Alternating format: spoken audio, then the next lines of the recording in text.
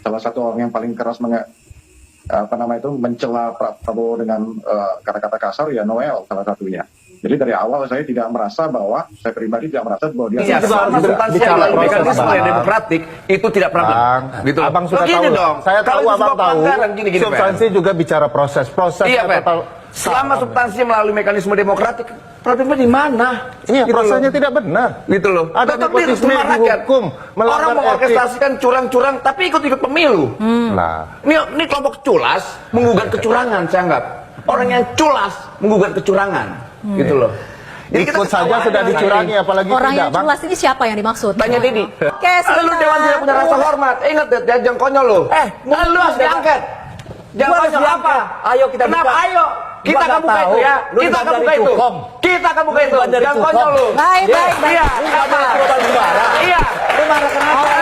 Culas. Kenapa lu jadi persoalan pribadi? Dia nuduh si maling itu pencuri. Dia menangkap itu dasar bukti, bukan atas asumsi. Yung bilang tadi, semua orang yang menuduh kecurangan pembuat curang, Yang menuduh hari ini curang berwatak culas. Sampai di situ stop ya. Dalam berbagai kesempatan debat, Immanuel Ebenhaizer atau Noel sering menyerang lawan debatnya dengan kata yang sama, yaitu kata curang atau culas. Lalu apa arti kata culas yang sesungguhnya? Dan ada apa sampai Noel tidak diakui sebagai kader Partai Gerindra justru ketika dia sedang bermasalah dengan hukum? Simak selengkapnya di video ini.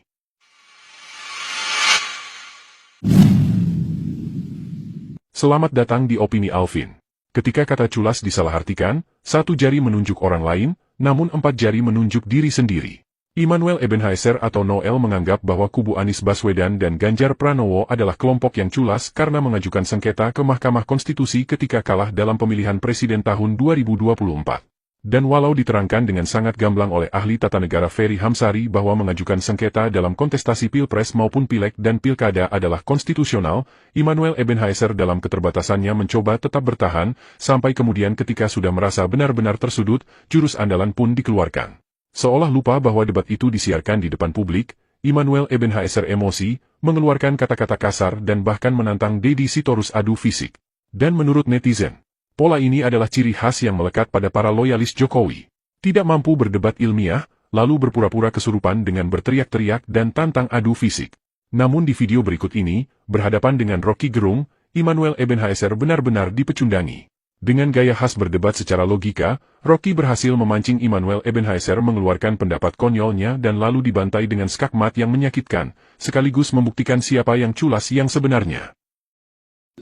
Supaya anomali itu kita bisa terangkan, maka jangan pakai teorinya saudara Noel, karena dia bilang semua polisi adalah maling.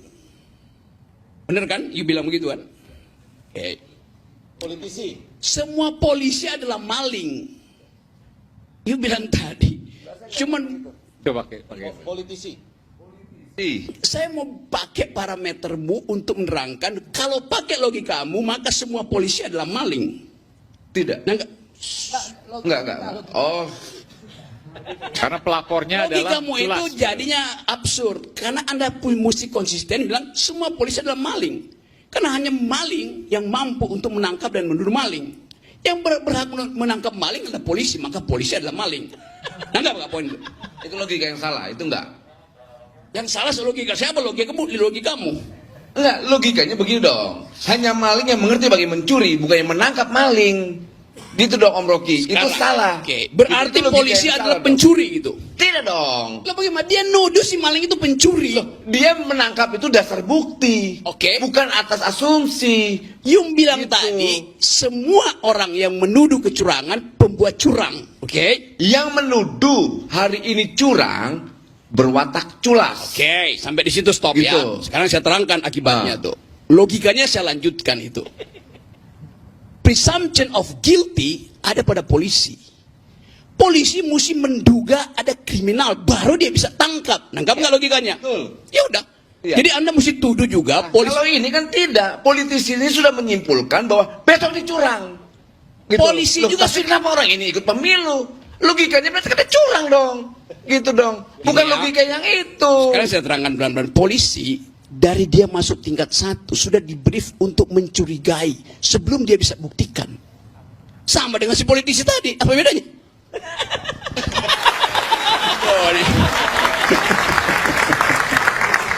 Oke, saya lanjut ya. Setelah asumsinya yang terbiasa menuduh orang lain culas atau curang, kini fakta mengungkap siapa pelaku culas yang sebenarnya. Menurut Kamus Bahasa Indonesia, dalam konteks perilaku, culas merujuk pada sifat seseorang yang tidak jujur, licik, dan suka mengambil keuntungan dengan cara yang tidak benar.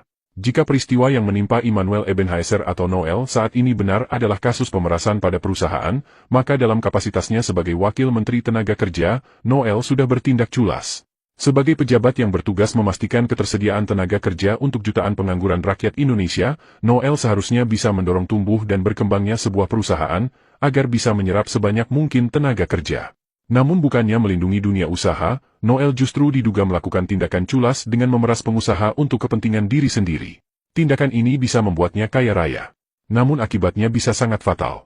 Jika perusahaan sampai bangkrut dan tutup, maka yang ada adalah Noel ambil bagian semakin menambah angka pengangguran. Dan ini adalah tindakan curang dan culas, sebuah istilah yang dipopulerkan oleh Noel sendiri. Sungguh ironi bukan? Digaji oleh negara untuk menciptakan lapangan pekerjaan, tapi tindakannya justru berpeluang menutup peluang usaha yang bisa membuka lapangan pekerjaan, hanya karena ingin memperkaya diri sendiri.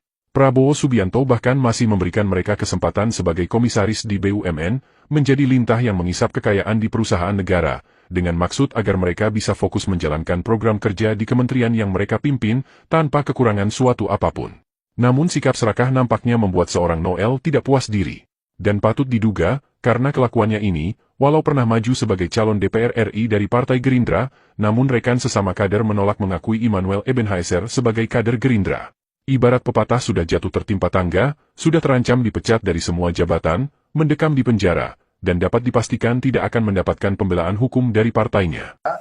Salah satu orang yang paling keras mencela Prabowo dengan kata-kata kasar ya Noel salah satunya. Jadi dari awal saya tidak merasa bahwa saya pribadi tidak merasa bahwa dia adalah kader Gerindra.